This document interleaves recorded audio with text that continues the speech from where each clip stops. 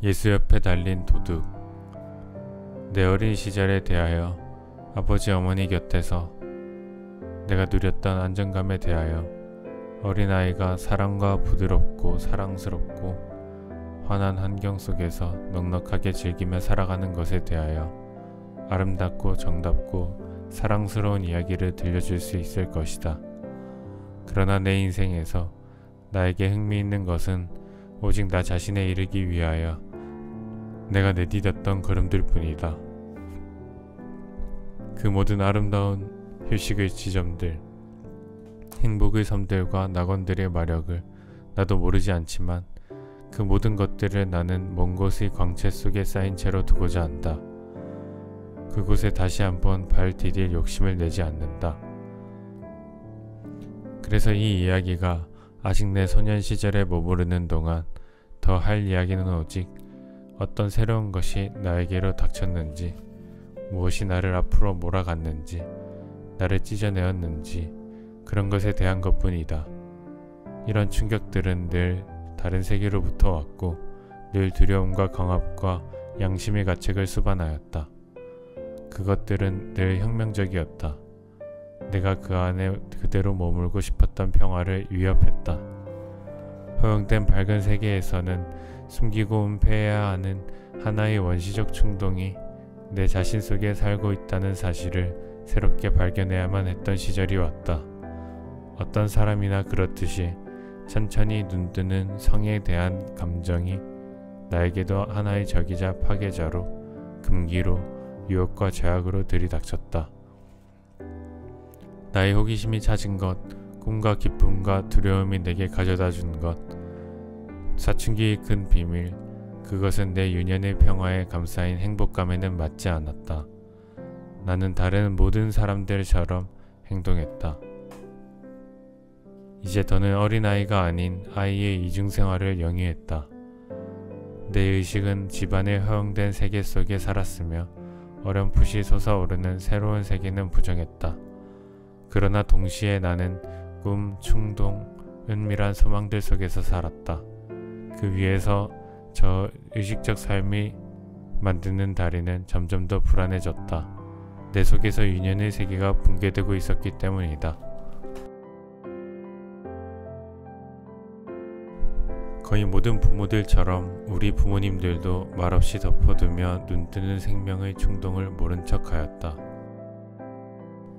그들은 다만 다음없는 세심한 배려를 기울여 현실을 부인하며 점점 더 비현실적이고 위선적으로 되어가는 어린이의 세계 속에 좀 더 머무르려는 나의 절망적인 시도들을 도와주었을 뿐이다. 부모라는 존재가 이 점에서 얼마나 도움이 될 수 있는지는 모르겠으니 내 부모님을 비난하지는 않겠다.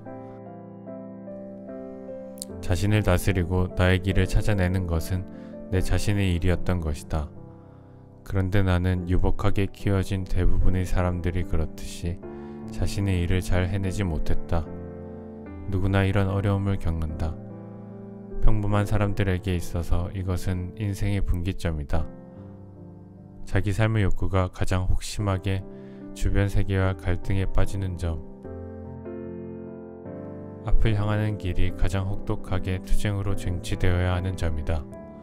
많은 사람들이 우리들의 운명인 이 죽음과 새로운 탄생을 경험한다. 삶에서 오로지 한번 유년이 사가가며 서서히 와해될 때 우리의 사랑을 얻었던 모든 것이 우리를 떠나가려고 하고 우리가 갑자기 고독과 우주의 치명적인 추위에 에워싸여 있음을 느낄 때 경험하는 것이다. 그리고 아주 많은 사람들이 영원히 이 절벽에 매달려 있다. 돌이킬 수 없는 지나간 것에, 잃어버린 낙원의 꿈에, 모든 꿈 중에서 가장 나쁘고 가장 살인적인 그 꿈에 한평생 고통스럽게 들러붙어 있다. 내 이야기로 되돌아가 보자. 유년의 끝이 왔음을 내게 알리던 느낌들, 꿈의 영상들은 이야기거리가 될 만큼 중요하지는 않다. 중요한 것은 어두운 세계, 다른 세계가 다시 거기 있었다는 것이다. 한때 프란치 크로머였던 것이 이제는 내 자신 속에 박혀 있었다. 그리고 그럼으로써 다른 세계가 바깥에서부터도 나를 지배하는 힘을 다시 얻었다. 크로모 이야기가 있은 지 몇 년이 지나고였다. 내 삶에서 극적이고 죄에 찬 시절이 몹시도 멀리 있었고 짧은 악몽처럼 흔적도 없이 사라졌던 때였다. 프란츠 크로모는 오래전부터 내 삶에서 사라져버려 어쩌다 마주치는 일이 있어도 내 쪽에서 거의 주의를 하지 않을 정도였다. 그러나 내 비극의 다른 중요한 등장인물 막스 데미안은 그때까지도 아직 나의 주변으로부터 완전히 사라지지는 않았다. 오히려 그는 눈에 보이게 그러나 영향을 미치지는 않으면서 오랫동안 멀리 가장자리에 서 있었다. 그러던 그가 비로소 다시 서서히 가까이 다가섰고 다시 힘과 영향력을 발산했다. 그 시절의 데미안에 대하여 내가 무엇을 알고 있는지 떠올려 본다. 1년 남짓 그와 단 한 번도 이야기하지 않았던 것 같다. 내 쪽에서 그를 피했고 그는 결코 재촉하지 않았다. 언젠가 우연히 마주쳤을 때 그는 고개를 끄덕여 주었다. 그 다음에는 이따금씩 그의 다정함 속에 냉소와 묘한 비난의 섬세한 울림이 섞여 있는 것 같이 보였다. 그렇지만 그것은 내 상상이었을 수도 있다. 내가 그와 함께 겪은 사건이며 그가 그 당시 나에게 행사했던 기이한 영향력은 그나 나나 모두 잊은 듯 했다. 나는 그의 모습을 생각해내려 한다. 그러니까 이제 그를 떠올려 보니 그럼에도 그는 거기 있었고 내가 그의 존재에 주목했었음을 알겠다. 그가 학교에 가는 모습이 보인다. 혼자 아니면 키 큰 학생들 사이에 끼어있는 모습이 자신의 공기에 에워싸여 자신의 법칙들 아래서 살면서 낯설고 외롭고 고요하게 그들 사이에서 성자처럼 거닐고 있는 모습이 보인다. 아무도 그를 사랑하지 않았다. 아무도 그와 친해지지 않았다. 오직 그의 어머니만 빼고는. 그런데 어머니와도 그는 어린아이처럼이 아니라 성인처럼 교류하는 듯 보였다. 선생님들은 그를 될 수 있는 대로 가만히 내버려 두었다. 그는 좋은 학생이었지만 누구의 마음에 들려고도 하지 않았다.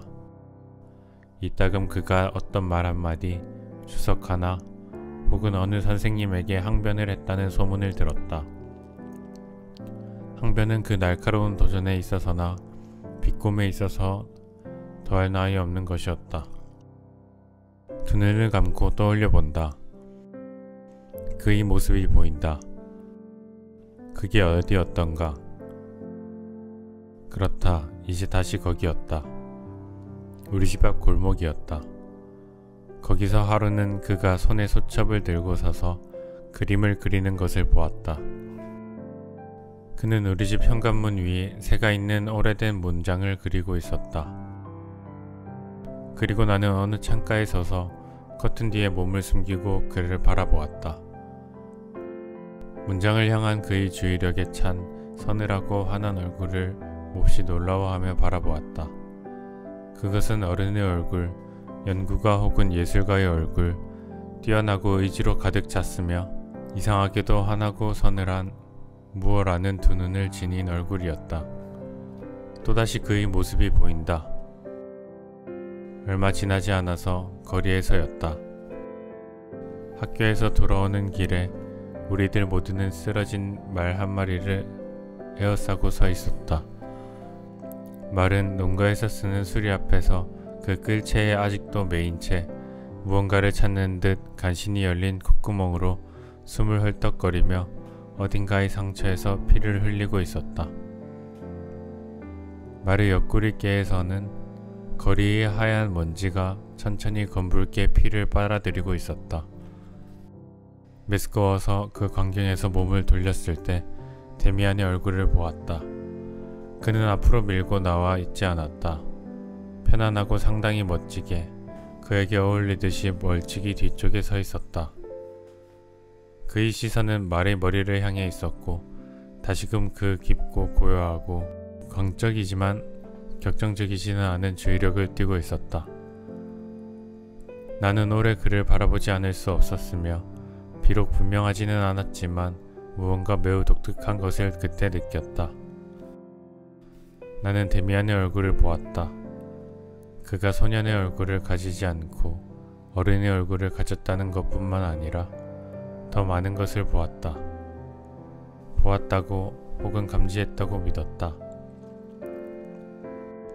그것이 남자의 얼굴만이 아니며 또 다른 무엇이라는 것을, 여자 얼굴도 조금 그 안에 들어있는 듯 했다. 특히 그 얼굴은 내게 한순간 남자답거나 어린이답지 않고 나이 들었거나 어리지 않고 왠지 수천 살은 되게, 왠지 시간을 초월한 듯 우리가 사는 것과는 다른 시대의 인장이 찍힌 듯 보였다. 짐승들이 아니면 나무들, 아니면 별들이 그렇게 보일 수 있었다. 지금 내가 성인이 되어 거기에 대해 말하는 것을 그때는 알 수 없었고 정확하게 느끼지 못했다. 다만 뭔가 비슷한 것을 느꼈을 뿐이다.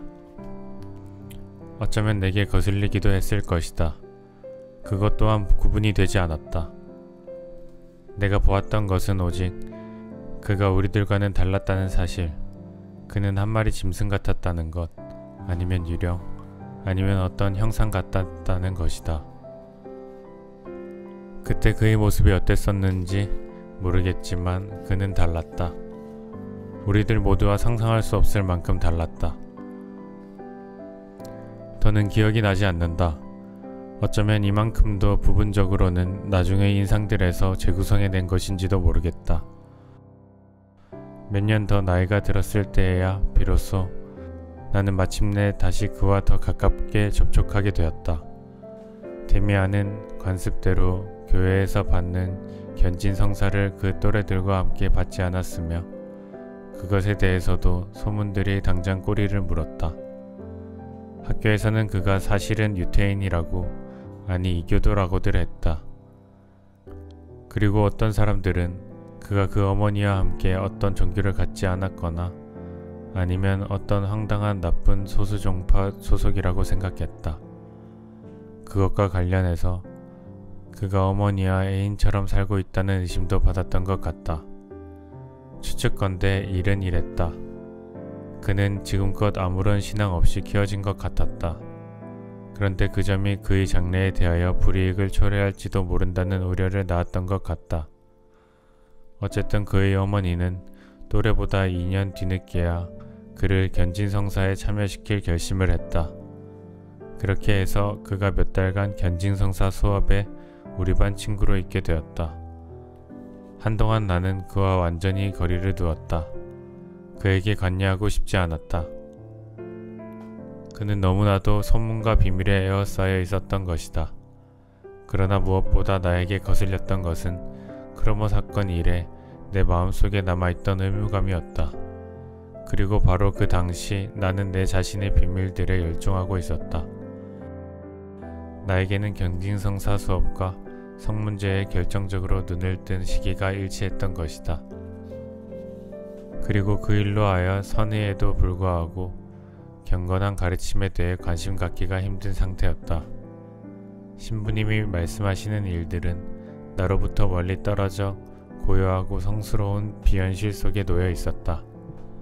그것들은 대단히 아름답고 가치 있을지언정 결코 현실성이 있거나 자극적이지 않았음에 반해 성의 눈을 떠가는 일은 바로 목전의 현실이었고 극도로 자극적이었다. 이러한 상태가 나를 수업에 대하여 무관심하게 만들면 만들수록 그만큼 더 나의 관심은 막스 데미안에게 접근했다.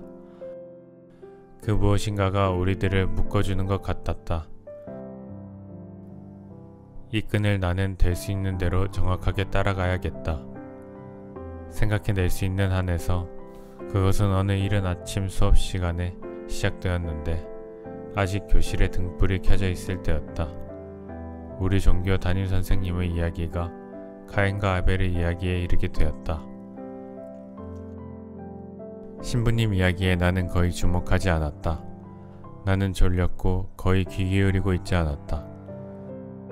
그때 신부님이 목소리를 높여 강도 높게 카인의 표적에 관하여 이야기하기 시작했다. 바로 이 순간 나는 뭔가 와닿은 듯한 혹은 경고를 받은 듯한 느낌이 들었다. 시선을 드는데 줄지어 놓인 앞쪽 책상으로부터 데미안의 얼굴이 나를 향하여 뒤로 돌려져 있는 것이 보였다. 조롱일 수도 진지함일 수도 있는 화나고 무언가 말하는 듯한 눈으로 그는 다만 한순간 나를 바라보았다. 갑자기 나는 한껏 긴장하여 신부님의 말씀에 귀 기울였다. 카인의 그 표적에 대하여 이야기하는 것을 들으며 내 마음속 깊은 곳에서 한 가지 깨달음이 감지되었다. 그는 신부님이 가르치는 것과 같지 않다. 그건 달리 볼 수도 있다. 그 점에 비판을 가할 수 있다는 깨달음이었다. 만약 네가 오늘 그 두 도둑들 중 하나를 친구로 선택해야 한다면, 혹은 둘 중 누구에게 더 신뢰를 줄 수 있겠는지 생각해야 한다면, 그건 아주 분명히 이 징징거리는 개종자 쪽은 아닐 거야. 다른 쪽이야. 회개하지 않는 그 도둑이야말로 사나이잖아. 개성이 있고 말이야. 그는 개종 따위를 우습게 알았어. 그런 건 그의 처지에서는 그저 듣기 좋은 말이었지. 그는 자신의 길을 끝까지 갔어. 그리고 자신이 거기까지 가도록 도와준 악마로부터 마지막 순간에 비겁하게 도망가지는 않았어. 그는 당당한 개성을 가졌어. 성서 이야기에서는 개성을 가진 사람들이 자주 손해를 보지. 어쩌면 그도 카인의 후예일 거야. 그렇게 생각하지 않니? 나는 몹시 당황했다. 이 십자가 순환 이야기는 내 자신이 내 집처럼 편안히 확신해도 된다고 믿었었는데, 지금 비로소 얼마나 개성 없이, 얼마나 상상력과 환상 없이 내가 그것들을 듣고 읽었는지 알았다. 그럼에도 데미안의 새로운 생각은 내게 숙명적으로 들렸고, 그 존속을 내가 고수해야 한다고 믿었던 내 안의 개념들을 정복시키려 위협했다. 아니다. 그렇게 아무나 지구의 성인까지도 마구 함부로 다룰 수는 없었다. 언제나 그렇듯이 내가 그 무엇인가를 말하기도 전에 그는 나의 저항을 즉시 알아차렸다. 나도 이미 알고 있어. 그가 체념해서 말했다. 그건 오래된 이야기지. 심각할 거 없어. 하지만 내게 무언가를 말하고 싶었어. 거기에 이 종교의 흠을 아주 똑똑하게 볼 수 있는 점 하나가 있는 거야.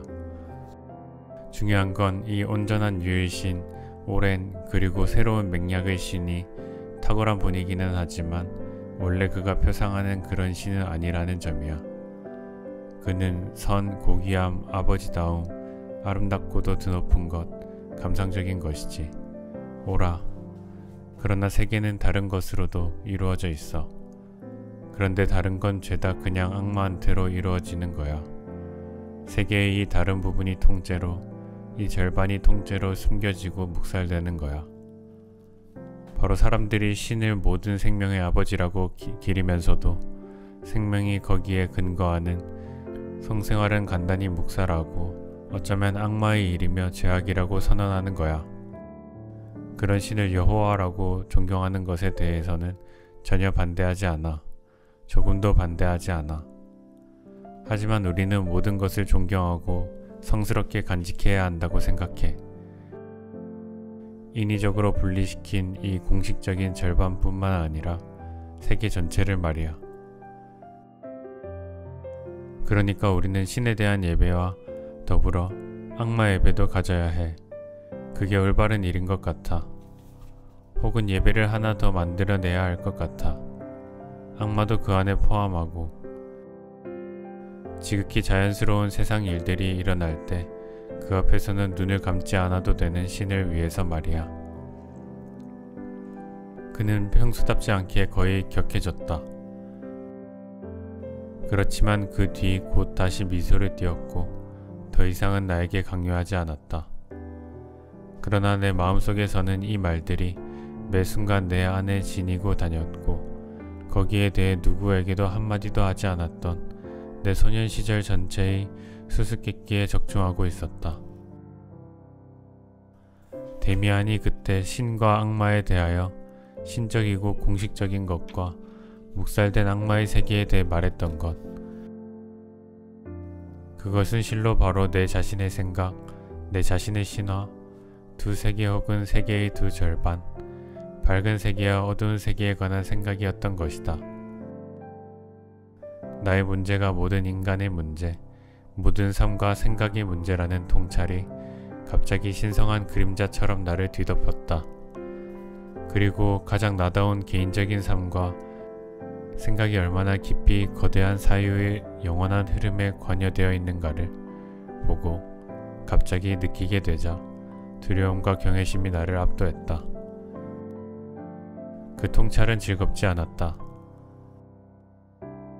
확인해주고 행복하게 해주는 것이었는데도 왠지 즐겁지 않았다. 그 통찰은 가혹했다. 맛이 떫었다.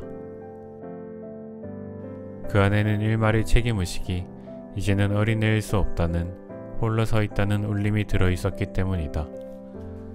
내 생에서 처음으로 그토록 깊은 비밀을 드러내면서 나는 내 친구에게 아주 어린 시절부터 존속했던 두 세계에 대한 견해를 들려주었다. 그리고 그는 즉시 그것을 통해 나의 가장 깊은 느낌이 그의 말에 동의하고 그를 옳다고 여긴다는 것을 알았다.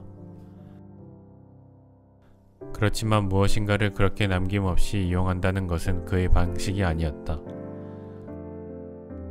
그는 그 여느 때 내게 보였던 것보다도 더욱 깊은 주의력으로 귀 기울이며 내 두 눈을 들여다보았다. 마침내 내가 내 눈을 돌려야만 했다. 왜냐하면 나는 그의 시선 속에서 다시 그 이상한 동물적인 시간 초월성, 그 생각해낼 수 없는 아득한 나이를 보았기 때문이다. 그 얘기는 우리 다음에 더 하자 라고 내가 배려해주듯 말했다. 네가 누구에게 말할 수 있는 것보다 더 많이 생각한다는 걸 알았어. 하지만 그렇다면 넌 네가 생각했던 것을 결코 그대로 완전히 다 체험하지 못했다는 것도 알고 있는 거야. 그런데 그건 좋지 않아. 생각이란 우리가 그걸 따라 그대로 사는 생각만이 가치가 있어. 너의 허용된 세계는 세계의 절반에 불과하다는 것을 넌 알았어. 그리고 두 번째 절반을 감추려고 했어. 신부님들과 선생님들이 그러듯이. 넌 그걸 감추지 못할 거야. 누구도 안 돼. 한번 생각하기를 시작하고 나면 말이야. 그 말은 나에게 깊게 와닿았다. 하지만 내가 소리치다시피 말했다. 하지만 실제로 금지된 추한 일들이 있어. 그건 형도 부인하지 못할 거야. 그런 일들이 일단 금지되어 있으면 우리는 그것을 포기해야만 해. 살인 그리고 별별 악덕들이 존재한다는 건 알고 있어. 하지만 그것이 존재한다는 이유만으로 날더러 가서 범죄자가 되라는 거야? 우리가 오늘 이 이야기를 다 끝낼 수는 없겠다. 막스가 나를 가라앉혔다. 날더러 누굴 쳐죽이라든지 소녀를 강간 살인하라는 게 분명 아니야. 아니지. 하지만 허용되었다, 금지되었다라는 것이 사실 무엇인지 통찰할 수 있는 곳에 넌 아직 가보지 못했어. 비로소 하나의 진실을 느낀 것 뿐이야. 다른 것이 또 올 거야. 그것에 자신을 믿고 내맡겨봐. 예를 들면 넌 지금 1년 전쯤부터 네 속에서 다른 모든 충동보다 강한 하나의 충동을 느끼고 있을 거야. 그런데 그건 금지된 것으로 간주되지. 그리스인들 그리고 다른 많은 민족들은 반대로 이 충동을 신선한 것으로 여기고 큰 축제를 벌이며 그것을 기렸어. 금지되었다는 것은 그러니까 영원한 것이 아니야. 바뀔 수 있는 거야. 오늘도 누구든 어떤 연인과 함께 신부님 앞에서 결혼하고 나면 동침해야 돼. 다른 민족들에게서는 달라. 오늘날도 말이야. 그러니까 우리들 누구나 자기 스스로 찾아내야 해. 무엇이 허용되고 무엇이 금지되어 있는지, 자기에게 금지되어 있는지. 금지된 것은 결코 할 수 없어. 금지된 것을 하면 대단한 악당이 될 수 있지. 거꾸로 악당이라야 금지된 일을 할 수 있기도 하고 말이야. 사실 그것은 그냥 편안함의 문제거든. 지나치게 편안해서 스스로 생각하고 스스로 자신의 판결자가 되지 못하는 사람은 금지된 것 속으로 그냥 수능에 들어가지. 늘 그러게 마련이듯이 그런 사람은 살기가 쉬워. 다른 사람들은 운명을 자기 속에서 스스로 느끼지. 그들에게는 어느 명예 있는 남자건 날마다 하는 일들이 금지되어 있어. 그러나 다른 곳에서는 폄하되는 다른 일들은 허용되어 있어. 그러니 누구나 자기 자신 편에 서야 해. 그는 갑자기 그렇게 말을 많이 하는 것을 후회하듯 말을 뚝 끊었다. 그가 어떤 느낌이었는지 그때 나는 느낌으로 벌써 어느 정도 이해할 수 있었다.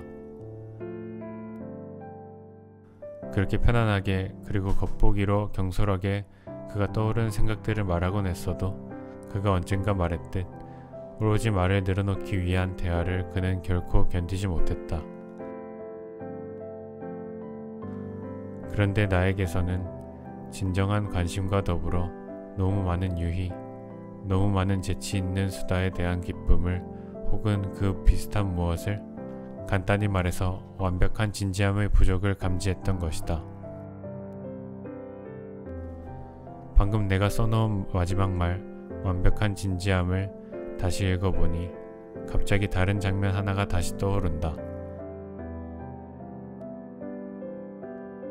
내가 아직 절반은 어린아이던 그 시절에 막스 데미안과 겪은 가장 격렬한 장면이었다. 우리들의 견진성사가 다가오고 있었다. 종교 수업의 마지막 시간에 최후의 만찬에 관하여 배우게 되었다. 신부님께는 그것이 중요했고 그래서 더 신경을 쓰셨으며 이 시간에는 얼마만큼 축성의 분위기가 느껴졌다. 그러나 바로 마지막 교리 수업 몇 시간 동안에 나의 생각은 다른 것에 묶여버렸다. 그것도 내 친구라는 일물에 교회 공동체 안으로 장엄하게 받아들여지는 의미를 가지는 견진성사가 닥쳐오는 것을 보면서 내게는 대략 반년간의 교리 수업의 가치가 우리들이 교실에서 배운 것 가운데 있지 않고 그보다는 데미안의 곁에 있고 그 영향을 받은 것에 있다는 생각이 물리칠 수 없게 밀려오는 것이었다. 이제 내가 받아들여질 준비가 된 것은 교회가 아니라 무언가 전혀 다른 것이었다. 그것은 어떻게든 지상에 존재함에 틀림없는 그리고 그 대표이자 사신이 내 친구라고 느껴졌던 지상과 개성의 종단이었다. 나는 이 생각을 밀쳐놓으려 해봤다. 그 모든 것에도 불구하고 견진성사 잔치를 어느 정도 품위 있게 경험하리라고 엄숙하게 생각했던 것이다. 그런데 그 품위는 나의 새로운 생각들과는 별로 화합되지 않는 것 같았다. 그렇지만 나는 내가 원하는 것을 하고 싶었다. 나름의 생각이 있었고 그 생각이 서서히 다가온 교회 축제에 대한 생각과 연결되어 나는 이 잔치를 다른 사람들과는 다르게 치를 준비가 되어 있었던 것이다. 나에게는 그 잔치가 데미안에게서 알게 된 사고의 세계로 받아들여짐을 뜻할 것이었다. 그 무렵이었다. 다시 한번 우리는 활발한 논쟁을 벌였다. 그것은 바로 교리문답 수업 전이었다. 내 친구는 단추라도 채워진 듯 꽤 노숙하고 잠잠 빼는 것이었을 내가 늘어놓은 이야기에 아무런 기쁨을 느끼지 않았다. 우리 이야기를 너무 많이 한다 라고 그가 서먹할 만큼 진지하게 말했다. 똑똑한 이야기를 늘어놓는 건 전혀 가치가 없어. 아무런 가치도 없어. 자기 자신으로부터 떠날 뿐이야. 자기 자신으로부터 떠나는 건 죄악이지. 자기 자신 안으로 완전히 기어들 수 있어야 해. 거북이처럼. 그 직후 우리는 넓은 교실로 들어갔다. 수업이 시작되었다. 나는 주목하려고 애썼고 데미안은 그러는 나를 방해하지 않았다. 한참 뒤에 그가 앉아있는 내 옆쪽에서부터 뭔가 이상한 느낌이 왔다. 마치 자리가 보이지 않게 비어버린 듯 일종의 공허 혹은 서늘함 혹은 그 비슷한 무엇이 느껴졌다. 그 느낌이 조여들기 시작했을 때 나는 옆쪽을 보았다. 거기 내 친구가 앉아있는 것을 보았다. 여느 때처럼 꼿꼿하게 바른 태도로. 그러나 그럼에도 그는 여느 때와는 아주 달랐다. 내가 알지 못하는 무엇인가가 그에게서 나왔고 무엇인가가 그를 에워싸고 있었다. 나는 그가 눈을 감았다고 생각했다. 그러나 그는 눈을 뜨고 있었다. 눈은 그러나 아무것도 바라보지 않았다. 보고 있는 것이 아니라 굳어져 있었고 대면을 향하여 혹은 아주 먼 곳을 향하여 있었다. 전혀 꼼짝달싹도 않고 그는 거기 앉았다. 숨도 쉬지 않는 것처럼 보였으며 그의 입은 나무나 돌로 깎아놓은 것 같았다. 그의 얼굴은 핏기가 없었고 돌처럼 고르게 창백했다. 갈색 머리카락만 살아있는 것 같았다. 그의 두 손은 물건처럼 돌이나 열매들처럼 생명 없이 고요히 창백하고 까딱도 없이 그의 앞 긴 의자 위에 놓여 있었다. 그렇지만 맥없이 늘어진 것은 아니고 숨겨진 강한 삶을 에워싸고 있는 단단하고 훌륭한 껍질 같았다. 그 광경이 나를 떨게 했다. 내가 죽었다 고 나는 생각했다. 크게 소리내어 말할 뻔했다. 그러나 그가 죽지 않았다는 것을 나는 알고 있었다. 나는 마법에 걸린 시선을 그의 얼굴에서 이 핏기 없고 돌같은 가면에서 떼지 못했다. 그리고 나는 느꼈다. 저게 전에 데미안이었다고. 나와 함께 걷고 이야기했던 여느 때의 그는 다만 반쪽짜리 데미안이었다. 이따금씩 한 역할을 연기하는, 수능하는, 내키면 함께하는 사람이었다. 그러나 진짜 데미안은 그런 모습이었다.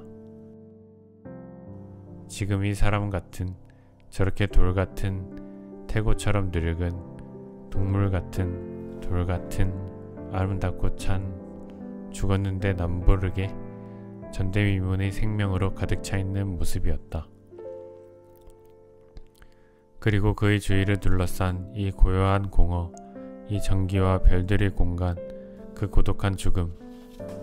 지금 그가 완전히 자신 속으로 들어가 버렸음을 나는 전율로서 느꼈다. 나는 그와 아무런 관계도 없었다. 나에게 그는 도달할 수 없는 사람이었다. 나에게는 그가 세상의 가장 먼 섬에 있는 것보다 더 멀리 있었다.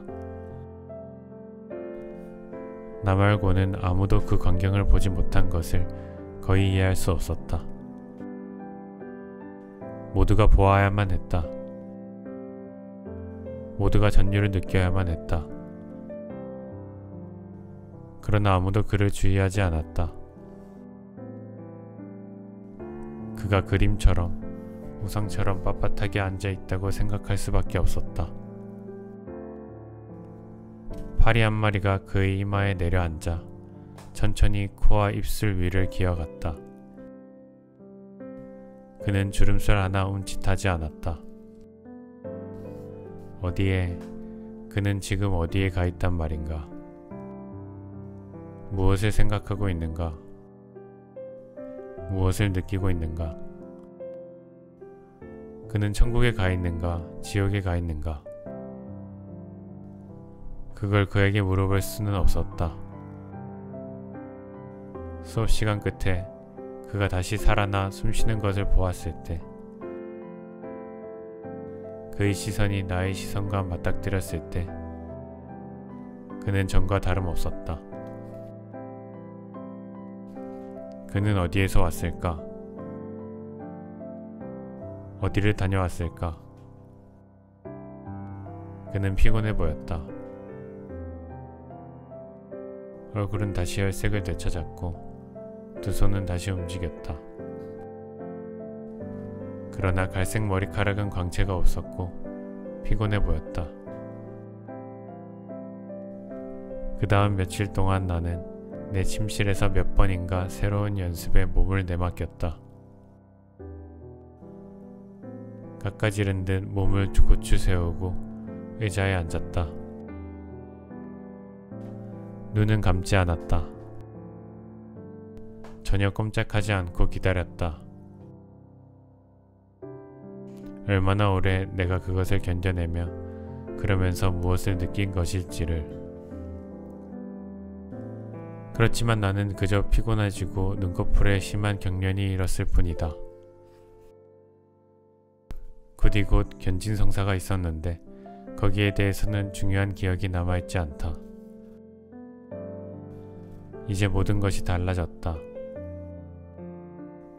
유년은 나의 주변에서 폐허가 되었다. 부모님은 어느 정도 당황하여 나를 바라보셨다. 누이들은 아주 낯설어졌다. 익숙한 느낌들과 기쁨들을 나에게서 각성이 일그러뜨리고 퇴색시켰다. 정원은 향기가 없었고 숲은 마음을 끌지 못했다. 내 주위에서 세계는 낡은 물건들이 떨이 판매처럼 서 있었다. 책들은 종이였고 음악은 서걱임이었다. 그렇게 어느 가을 나무 주위로 낙엽이 떨어진다. 나무는 그것을 느끼지 못한다. 비, 태양 혹은 서리가 나무를 흘려내린다. 그리고 나무 속에서는 생명이 천천히 가장 좁은 곳, 가장 내면으로 되들어간다. 나무는 죽은 것은 아니다. 기다리는 것이다. 방학이 지나면 다른 학교로 가기로, 처음으로 집을 떠나가기로 결정했다.